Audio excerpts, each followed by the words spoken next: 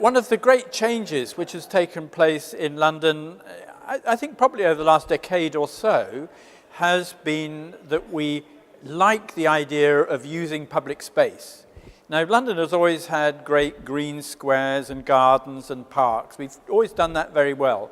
But actually using the streets, the little harder squares, we haven't been so good at. And I can remember when I was an architecture student, if you drew a piazza or something in a development, your tutor would say, you know, what are you doing that for? It always rains in England. We don't use that sort of space. But we have changed. We now really utilize public space. We've got lots of well-designed public spaces, and we really see that as a key part of creating a better, more livable city. My ideal vision for London perhaps doesn't really involve just architecture, because although I like the idea that we have some very special buildings, I think perhaps buildings are there to serve people and the way they live their lives. I'd like to see London having a really good active transportation system, get rid of cars from central London.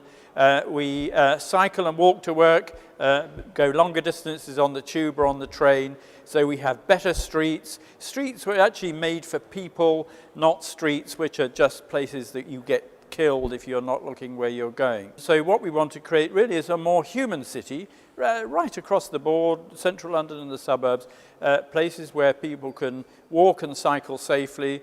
We have quiet, clean, healthier environment, and I think that will be better for all of us. I first trained as an architect. I started off in Bristol, but soon came up to London at the Architectural Association, and decided actually I didn't really want to go into practice. I was much more interested in the idea of commenting on architecture, and I became editor of building design for a time and edited the RABA journal.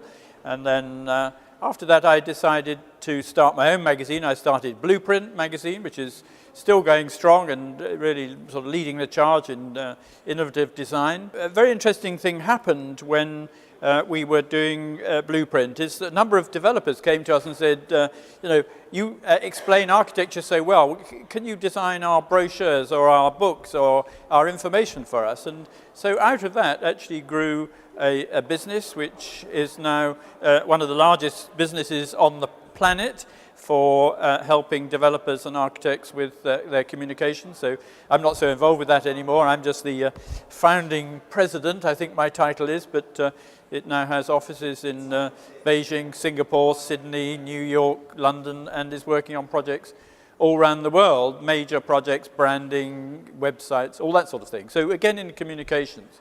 And from that, I came here because I felt that those skills that I've learned in communication are very important in pushing forward better policies for changing the way we do things in the city.